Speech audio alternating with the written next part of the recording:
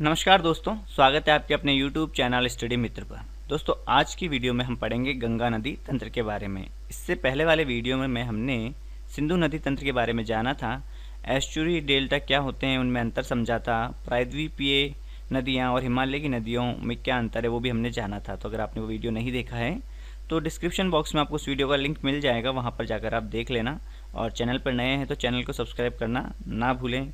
चलिए इस वीडियो को शुरू करते हैं और एक बहुत ही पवित्र नदी, धार्मिक नदी गंगा नदी के बारे में हम जानेंगे। इस वीडियो के अंदर कहाँ से उद्गम होता है, कौन सी सहायक नदियाँ हैं, कौन से इस नदी पर कौन कौन से प्रमुख शहर हैं, कहाँ जाकर मिल रही है, तमाम जो चीज़ें हैं जो इस टॉपिक से एग्ज़ाम में प्रश्न आते हैं वो इस वीडियो के अंदर हम चर्चा करने वाले हैं। तो चलिए इस वीडियो को शुरू करते हैं। गंगा नदी। गंगा नदी जो है दोस्तों, इसका जो उद्गम है वो उत्तराखंड से होता है, गंगोत्री ग्लेशियर से। ठीक है, अभी मैं आपको सिर्फ राज्य बता देता हूँ, फिर आगे जो है हम इस गंगा नदी का पूरा जाल पढ़ने वाले हैं आगे। तो 5 राज्यों से होकर ये नदी गुजरती है दोस्तों। देखो, सबसे पहले उत्तराखंड से निकलती है। उत्तराखंड में कहाँ? गंगोत्री ग्लेशियर से। तो 5 राज्य हमको ध्यान रखने, उत्तराखंड, यूपी, उत्तर प्रदेश आ गया, फिर बिहार आ गया, फिर झारखंड से होते हुए पश्चिम बंगाल, और पश्चिम बंगाल के बाद ये बांग्लादेश के अंदर एंटर कर रही है और फिर बंगाल की खाड़ी में जाकर मिल जाती है। ठीक है, 5 राज्य कौन कौन से? उत्तराखंड, यूपी, बिहार, और फिर झारखंड, और फिर पश्चिम बंगाल, और फिर बांग्लादेश। ठीक है, ये 5 राज्य हमको ध्यान रखने। और लगभग यहाँ से गंगोत्री हिमानी से निकल कर जो इसकी टोटल नदी की जो लंबाई है वो 25-25 किलोमीटर है। गंगा नदी की कुल लंबाई कितनी है? 25-25 किलोमीटर है। ये हमको ध्यान रखना है। तो चलिए अब आगे बढ़ते हैं। तो कुछ इस प्रकार से ये नदी का तंत्र रहेगा यहाँ से, और इसमें जो है सहायक नदी आकर मिलेगी, कोई ऊपर से मतलब उत्तर की ओर से और दक्षिण की ओर से आकर इसमें नदियाँ मिलेगी। चलिए आगे वाली स्लाइड पे हम इन सभी नदियों को चर्चा करते हैं। तो उत्तरकाशी, उत्तराखंड से ये नदी निकलती है। उत्तरकाशी जिला है उत्तराखंड राज्य का, वहाँ से निकलेगी ये नदी। कहाँ से? गंगोत्री हिमनद से, है ना, गंगोत्री ग्लेशियर से ये नदी निकलती है, गंगा नदी। और यहाँ पर सुंदरवन का डेल्टा है, ये जो हरा कलर का आपको दिख रहा है, सुंदरवन के डेल्टा से होते हुए बंगाल की खाड़ी में चली जाती है। सुंदरवन का डेल्टा आपको पता होगा दोस्तों, विश्व का सबसे बड़ा डेल्टा है। और यहाँ पर जो है मैंग्रोव वनस्पति पाई जाती है सुंदरवन के अंदर, जिसे क्या कहा जाता है? पृथ्वी का गुर्दा कहा जाता है। ठीक है, तो गंगोत्री ग्लेशियर से निकलने से पहले गंगा नदी की एक बहुत लंबी कहानी भी है, वो भी हमको याद करनी पड़ेगी। तो गंगोत्री नदी से इसकी जलधारा को जो है निर्माण होता है और आगे ये गोमुख तक जाती है। ठीक है, तो गोमुख से लेकर गंगोत्री के बीच की जो जलधारा है दोस्तों, उसे जानवी के नाम से जाना जाता है, जानवी नदी। ठीक है, ये ध्यान रखना। फिर यहाँ से गोमुख ग्लेशियर से जब ये निकलती है तो इस नदी को दोस्तों भागीरथी के नाम से जाना जाता है। गंगा अभी तक बनी नहीं है, ये ध्यान रखना। गंगा कहाँ बनेगी वो अभी हम आगे देखेंगे। गंगोत्री ग्लेशियर से निकलने के बाद जो जलधारा निकली है जो गोमुख तक है, वहाँ तक इसको किस नाम से जाना जा रहा है? जानवी नदी के नाम से जाना जाता है। फिर गोमुख से, ये उत्तराखंड के अंदर ही है ना, उत्तराखंड के उत्तरकाशी जिले के अंदर, ये ध्यान रख लेना। फिर भागीरथी नदी निकलती है गोमुख से। गंगा की जो मुख्य धारा है, गंगा की जो मुख्य धारा है उसे भागीरथी के नाम से जाना जाता है। फिर भागीरथी नदी यहाँ से आगे निकलती है, और आगे जब निकलती है तो इसमें एक नदी आकर मिलती है जिसका नाम है भिलांगना। ठीक है, उत्तराखंड के अंदर ही आकर इसमें एक भिलांगना नदी मिलती है। तो जहाँ भागीरथी और भिलांगना दोनों नदियाँ मिल रही है, वहाँ पर एक बांध बना हुआ है जो भारत का सबसे ऊंचा बांध है, टिहरी बांध। ठीक है, लगभग 260 मीटर इसकी हाइट है टिहरी बांध की। ठीक है, और टिहरी बांध कहाँ स्थित है ये ध्यान रखना, उत्तराखंड के अंदर है। कौन सी नदियों पर बना हुआ है? भागीरथी और भिलांगना नदियों के संगम पर टिहरी बांध बना हुआ है। ठीक है, आगे बढ़ते हैं। और जहाँ पर ये जो जगह है जहाँ पर ये मिल रही है उस जगह का नाम है गणेश प्रयाग। ठीक है, अभी बहुत सारे प्रयाग हमको पढ़ने हैं, यहाँ पर ये गणेश प्रयाग है, ये ध्यान रख लेना। फिर यहाँ से भागीरथी आगे नदी आगे निकलती है और एक जगह है उत्तराखंड के अंदर देवप्रयाग। ठीक है, वहाँ तक इसको छोड़ देते हैं हम। ठीक है, भागीरथी नदी को, क्योंकि यहाँ पर एक बहुत ही प्रमुख नदी आकर मिलने वाली है और उसके बाद ही गंगा नदी का निर्माण होगा। तो देवप्रयाग तक अभी हम लाकर भागीरथी को छोड़ देते हैं। इसको आप ऐसे भी याद रख सकते हो, जैसे गंगोत्री से मान लो आपकी जान के पीछे कोई पड़ गया ना, कोई आपकी जान के पीछे पड़ गया, तो आपने भाग कर कहाँ? गोमुख में शरण ली। ठीक है, जान के पीछे पड़ गया, गोमुख में शरण ली, और गोमुख से फिर आप वापस भागे, और भागने के बाद थक गए तो फिर क्या? आप ठहर गए। ठीक है, गोमुख से निकलने के बाद फिर आप भागे गोमुख से तो भागीरथी, फिर आप ठहर गए, थक गए होंगे तो टिहरी बांध। ठीक है, फिर आपने जाकर कहा देवों के पास शरण ली, आपको एक देवता मिल गए, बोले मैं बचा लूंगा आपको, तो देव के पास जाकर आपने शरण ले ली। तो इस प्रकार से भी आप इसको थोड़ा सा याद कर सकते हो। चलिए अब बात करते हैं एक दूसरी नदी की जिसका नाम है अलकनंदा नदी। ठीक है, अलकनंदा नदी देवप्रयाग के अंदर आकर मिलती है उत्तराखंड में, और इन दोनों नदियों के संगम से ही गंगा नदी का उद्गम माना जाता है, और गंगा की जो मुख्य धारा उसे भागीरथी कहा जाता है, ये भी ध्यान रखना। अलकनंदा नदी की भी एक कहानी है, वो हमें पढ़ना जरूरी है क्योंकि यहाँ से भी प्रश्न आते हैं। तो अलकनंदा नदी के अंदर दो नदियां आकर मिलती हैं, एक का नाम है विष्णु गंगा और एक का नाम है धौली गंगा। ठीक है, कौन सी? धौली गंगा। विष्णु गंगा और धौली गंगा। विष्णु गंगा आती है संतोपद ग्लेशियर से, उत्तराखंड की ही बात कर रहे हैं हम। ठीक है, और मिलाम ग्लेशियर से आती है धौली गंगा। ठीक है, और इन दोनों नदियों के मिलने से जो जलधारा का निर्माण होता है उसे अलकनंदा कहा जाता है। ठीक है, अलकनंदा नदी। और इन दोनों विष्णु गंगा और धौली गंगा जहाँ मिल रही है वहाँ पर है विष्णु प्रयाग। ठीक है, विष्णु गंगा और धौली गंगा जहाँ मिलती है उस जगह का नाम क्या है? विष्णु प्रयाग। सारे प्रयाग हमको याद करने पड़ेंगे। तो विष्णु गंगा आकर मिल रही है तो यहाँ से आप ध्यान रख लेना विष्णु प्रयाग। ठीक है, विष्णु गंगा और धौली गंगा मिलकर अलकनंदा नदी का निर्माण कर रही है, और यहाँ पे एक बहुत ही धार्मिक और पवित्र स्थल है और बहुत ही दर्शनीय और बहुत ही प्रसिद्ध है। उस जगह का नाम हमको ध्यान रखना पड़ेगा। कौन सी जगह है?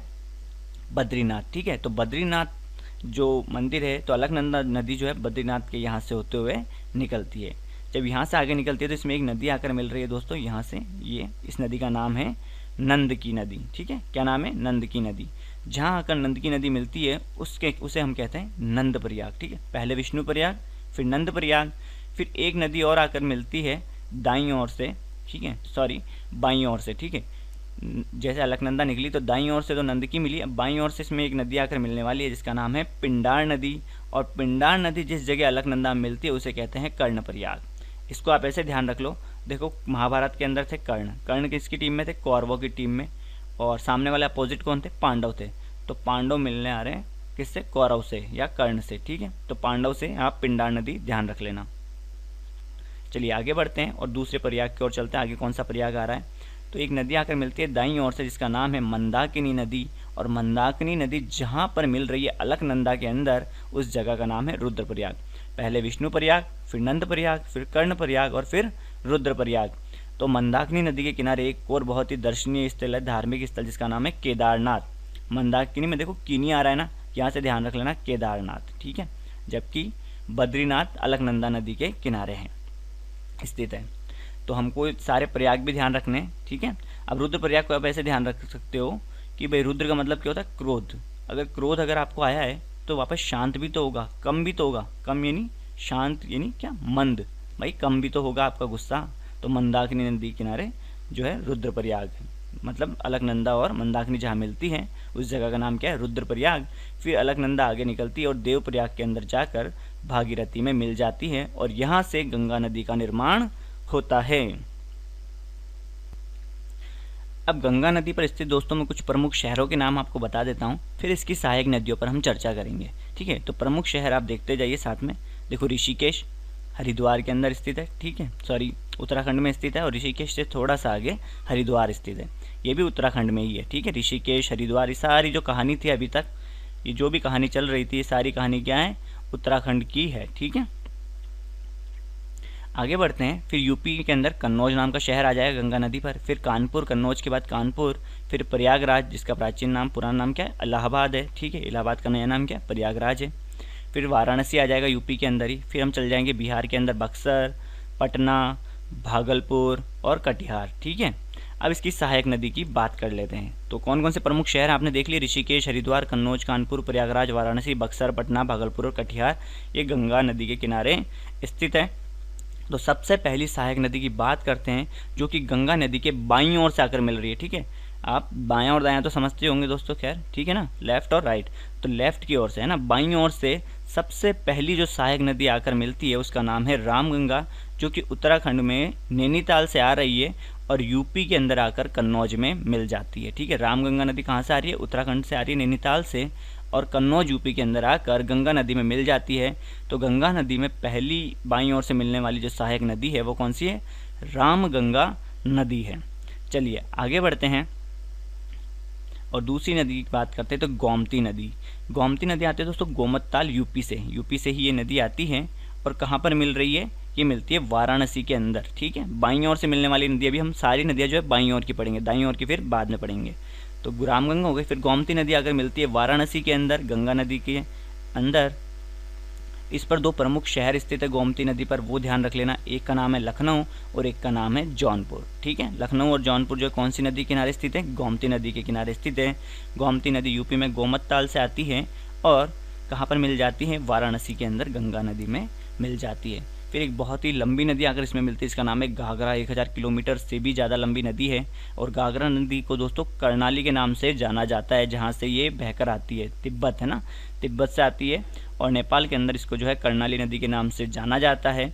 और ये जो है गंगा नदी में आकर मिल जाती है बक्सर के अंदर। ठीक है, कहाँ पर, छपरा के आसपास कोई जगह है छपरा, शायद वहाँ जाकर ये मिल जाती है, तो बक्सर के अंदर मिल जाती है। इसको ऐसे ध्यान रख लेना दोस्तों, घाघरा का युद्ध हुआ था। ठीक है, 1529 में, अगर आपने नाम सुना होगा तो घाघरा का युद्ध हुआ था, है ना। और तो युद्ध के अंदर क्या होता है भाई, बॉक्सिंग होती है, समझ लो आप, लड़ाई होती है ना। तो घाघरा के युद्ध में क्या हुई थी, बॉक्सिंग हुई थी, तो बक्सर में आकर ये मिल गई। ठीक है, इसकी एक सहायक नदी का नाम भी ध्यान रखना, शारदा नदी। ठीक है, शारदा नदी वो ब्रह्मघाट यूपी के अंदर आकर घाघरा में मिल जाती है। शारदा को ऐसे ध्यान रख लो, घाघरा तो है, अब साड़ी भी ले लो। ठीक है, घाघरा तो आ गया, अब साड़ी भी ले लो, तो साड़ी से ध्यान रख लेना, शारदा नदी जो है घाघरा की सहायक नदी है। ठीक है, कहाँ से ये आती है, उत्तराखंड से आती है शारदा नदी भी, पिथौरागढ़ से, कालापानी नाम की एक जगह है वहाँ से आती है और ब्रह्मघाट यूपी के अंदर आकर ये मिल जाती है। शारदा नदी को दोस्तों काली और महाकाली के नाम से भी जाना जाता है, ये ध्यान रखना। चलिए आगे बढ़ते हैं और बढ़ते हैं आगे, गंडक नदी की बात करते हैं। गंडक नदी जो है नेपाल से आती है और इसको शालिग्रामी और नारायणी नाम से भी जाना जाता है। गंडक नदी को किस नाम से जाना जाता है, शालिग्रामी या नारायणी नदी के नाम से भी जाना जाता है। और ये आकर पटना के अंदर मिल जाती है। पटना में कहाँ, हाजीपुर के आसपास कोई जगह है ना, हाजीपुर नाम की जगह, वहाँ पर आकर पटना के पास ये गंगा नदी में मिल जाती है गंडक नदी। आगे बात करते हैं कोसी नदी, कोसी या कोशी, इसे अरुण नदी के नाम से भी जाना जाता है और इसे सप्तकोशी नदी भी कहा जाता है कोसी नदी को। और ये आकर कहाँ मिल जाती है, कटिहार नाम की जगह है बिहार के अंदर, वहाँ आकर ये नदी मिल जाती है। और कोसी नदी को दोस्तों बिहार का शोक कहा जाता है, क्योंकि ये अपना मार्ग परिवर्तन करने के लिए जानी जाती है। जब भी मानसून का समय आता है तो बाढ़ जरूर आती है बिहार के अंदर, इसलिए कोसी को जो है बिहार का शोक कहा जाता है। अरुण नदी कहा जाता है, सप्तकोशी भी कहा जाता है, कटिहार बिहार के अंदर आकर गंगा नदी में मिल जाती है। और एक और आखिरी नदी देख लेते हैं, महानंदा नदी। ठीक है, जो कि पश्चिम बंगाल के अंदर मालदा जिला है उसके आसपास जो है गंगा नदी के अंदर मिल जाती है। ठीक है, महानंदा नदी दार्जिलिंग से आती है, ये हिमालय की जो पहाड़ियाँ है दार्जिलिंग के अंदर वहाँ से आती है और मालदा के आसपास जो है गंगा नदी में मिल जाती है। तो बाईं ओर से मिलने वाली नदियाँ कौन कौन सी हैं, रामगंगा, गोमती, घाघरा, गंडक, कोसी, महानंदा इत्यादि जो नदियाँ हैं गंगा के अंदर मिलती है और बाईं ओर से मिलती है। तो चलो अब इसको फिलहाल अभी यहीं पर छोड़ते हैं, अब हम चलते हैं दाईं ओर। ठीक है, आगे की बात भी करेंगे इसके आगे की, लेकिन अभी दाईं ओर की जो नदियाँ हैं उसकी चर्चा कर लेते हैं हम। तो गंगोत्री से निकली, ठीक है, गंगा नदी, ये ध्यान रख लेना किस रूप में निकली थी वो भी मैंने आपको बता दिया है। अब इसी के पास में, गंगोत्री के पास में एक और ग्लेशियर है, इसका नाम है यमुनोत्री ग्लेशियर। ठीक है, यमुनोत्री ग्लेशियर है, वहाँ से एक नदी निकलती है जो आप जानते होंगे, यमुना नदी, है ना, बंदरपूछ घाटी उत्तराखंड, यमुनोत्री ग्लेशियर से एक नदी निकलती है जिसका नाम है यमुना नदी। और यमुना नदी जो यूपी के अंदर प्रयागराज के अंदर आकर मिल जाती है और प्रयागराज में ही, ठीक है, यूपी के अंदर प्रयागराज के अंदर आकर मिलती है यमुना नदी। और यहाँ पर त्रिवेणी संगम बनता है, एक प्राचीन नदी है, विलुप्त नदी, जिसे भूमिगत नदी भी कह सकते हो आप, सरस्वती। प्रयागराज के अंदर त्रिवेणी संगम बनता है सरस्वती, गंगा और यमुना का। ठीक है, यमुना नदी कहाँ से निकल रही है, यमुनोत्री ग्लेशियर से निकलती है। और इस पर जो प्रमुख शहर स्थित है वो जरा हम देख लेते हैं, जैसे गंगा नदी पर देखे थे हमने वैसे ही। तो कुरुक्षेत्र हरियाणा के अंदर है, फिर उसके बाद दिल्ली जाती है, दिल्ली के बाद मथुरा, मथुरा के बाद आगरा, आगरा के बाद इटावा, फिर हमीरपुर, फिर फतेहपुर। ठीक है, तो ये कुछ प्रमुख शहर है जो यमुनोत्री मतलब यमुना नदी पर स्थित है। चलिए अब इसकी सहायक नदियों की भी हम चर्चा कर लेते हैं यमुना की। तो पहली सहायक नदी की बात करते हैं, चंबल नदी, जो कि जनापाव की पहाड़ियाँ एमपी से आती है, महू जिले से। ठीक है, जनापाव की पहाड़ियाँ महू जिला मध्य प्रदेश से। दाईं ओर से जो मिलने वाली नदियाँ हैं ना, चाहे गंगा की हो या यमुना की हो, अधिकतर जो मतलब सारी नदियाँ जो हैं वो एमपी से ही आएगी। ठीक है, कहाँ से, मध्य प्रदेश से। तो राज्य तो हमको सिर्फ एक मध्य प्रदेश ही ध्यान रखना पड़ेगा। आगे बढ़ते हैं, सिंध नदी आकर मिलती है इसमें, एक यमुना की सहायक नदी है सिंध नदी, एक चंबल है, ठीक है, जो कि लगभग 1051 किलोमीटर लंबी नदी है, जो कि एमपी से होते हुए फिर राजस्थान और राजस्थान से फिर यूपी के इटावा में आकर यमुना में मिल जाती है। अगली नदी है सिंध नदी, ठीक है, जो कि मालवा के पठार से इसका उद्गम होता है। सिंध नदी का उद्गम कहाँ से हो रहा है? मालवा के पठार एमपी से होता है और इटावा के अंदर जाकर ये यूपी में मिल जाती है। यूपी में क्या? यमुना के अंदर मिल जाती है, ठीक है। अगली नदी की बात करते हैं, एमपी से ही निकलती है, जिसका नाम क्या है? बेतवा नदी। बेतवा नदी आती है विंध्याचल की पहाड़ियों से, रायसेन जिले के अंदर स्थित विंध्याचल की पहाड़ियों से आती है। इसे वेत्रवती भी कहा जाता है। तो बेतवा नदी पर एक बांध भी है दोस्तों, इसका नाम है माता टीला बांध, ठीक है, माता टीला या राजघाट, ठीक है, ये बांध जो है बेतवा नदी पर स्थित है। और फिर ये नदी हमीरपुर के अंदर, यूपी के हमीरपुर के अंदर जाकर जो है किसमें मिल जाती है? यमुना के अंदर मिल जाती है। अगली नदी है दोस्तों केन नदी, ठीक है, केन नदी निकलती है कैमूर की पहाड़ियों से निकलती है, एमपी के अंदर स्थित, और यूपी के अंदर फतेहपुर नाम की जगह के अंदर जाकर यमुना में मिल जाती है। तो चंबल, सिंध, बेतवा, कैन, ये सब किसकी सहायक नदियाँ हैं? यमुना की सहायक नदियाँ हैं। और यमुना किसकी सहायक नदी है? गंगा की सहायक नदी है। चंबल जो है दोस्तों यमुना की जो है सबसे बड़ी सहायक नदी है। चंबल जो है यमुना की सबसे बड़ी सहायक नदी है।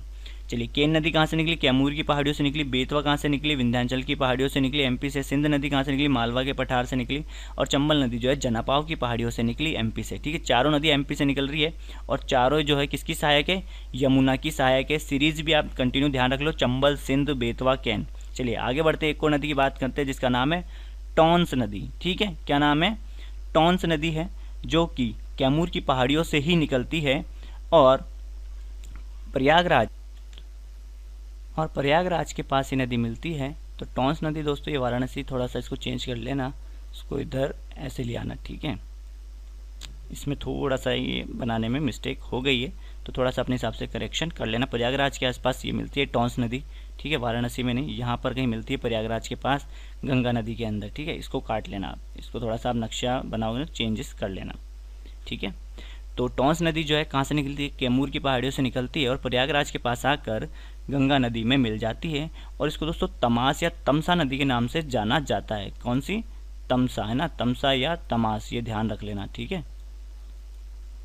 और एक और चीज़ बताता हूँ दोस्तों मैं आपको, एक और टॉन्स नदी है, ठीक है, जो कि यमुना की सहायक है।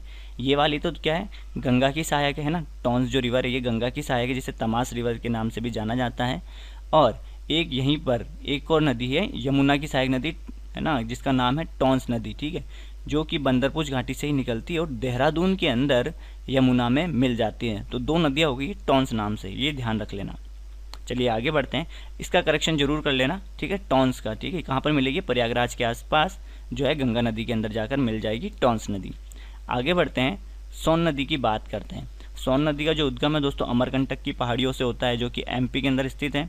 और ये भी करीबन 5 राज्यों के अंदर से होते हुए जाती है। एमपी से फिर जाती है छत्तीसगढ़, छत्तीसगढ़ से फिर यूपी और यूपी के बाद झारखंड और बिहार, है ना, 5 राज्यों से होकर ये बह रही है। काफ़ी लंबी नदी भी, करीबन 800 किलोमीटर के आसपास की लंबी नदी है सोन नदी। कहाँ से निकलती है? अमरकंटक की पहाड़ियों से निकलती है और 5 राज्य मध्य प्रदेश, छत्तीसगढ़, यूपी, झारखंड, बिहार होते हुए बिहार के अंदर कहाँ पर जाकर मिल जाती है? पटना के पास गंगा के अंदर जाकर मिल रही है, ठीक है, जैसा कि आप नक्शे में देख रहे हैं। चलिए आगे बढ़ते हैं, इस पर एक बांध भी है दोस्तों, बाणसागर बांध बना हुआ है सोन नदी पर। कौन सा बांध बना हुआ है? बाणसागर बांध बना हुआ है एमपी के अंदर, ठीक है। चलिए दोस्तों आगे बढ़ते हैं, पटना के आगे चलते हैं भागलपुर। तो भागलपुर के अंदर क्या है? तो भागलपुर के अंदर दोस्तों आपने सुना होगा, भारत का जो जलीय जीव जो घोषित किया गया राष्ट्रीय जलीय जीव, वो डॉल्फिन को कहा गया है ना। गंगा नदी में पाई जाने वाली डॉल्फिन जो है हमारा राष्ट्रीय जलीय जीव है, जिसे 5 अक्टूबर 2019 को राष्ट्रीय जलीय जीव घोषित किया गया था। 2009 को 5 अक्टूबर 2009 को राष्ट्रीय जलीय जीव घोषित किया गया था गंगा नदी में पाई जाने वाली डॉल्फिन को। और काफ़ी कम है ये, तो इसके संरक्षण के लिए एक अभ्यारण्य बनाया गया था जिसका नाम है विक्रमशिला अभ्यारण्य, ठीक है। जो गंगा नदी में जो डॉल्फिन पाई जाती है उसके संरक्षण के लिए, तो वह भागलपुर के अंदर स्थित है, भागलपुर बिहार के अंदर, ये ध्यान रखना। और राष्ट्रीय जलीय जीव घोषित कब किया गया था गंगा नदी की डॉल्फिन को? 5 अक्टूबर 2009 को, ठीक है। चलिए आगे बढ़ते हैं, इसलिए ये थोड़ा भागलपुर भी इसमें शामिल किया था। अब आगे बढ़ते हैं दोस्तों, हमने मालदा तक छोड़ दिया था गंगा नदी को। अब आगे बढ़ते हैं, फरक्का बांध बना हुआ है पश्चिम बंगाल के अंदर, ठीक है। और फरक्का से ये जो गंगा नदी है 2 धाराओं में बट जाती है। एक तो है हुगली नदी, ठीक है, यहाँ से एक जो धारा है वो हुगली नदी के नाम से जानी जाती है। और इस हुगली नदी पर ही कोलकाता शहर बसा हुआ है, ठीक है। हुगली नदी पर ही कोलकाता शहर जो है कौन सी नदी के किनारे स्थित है?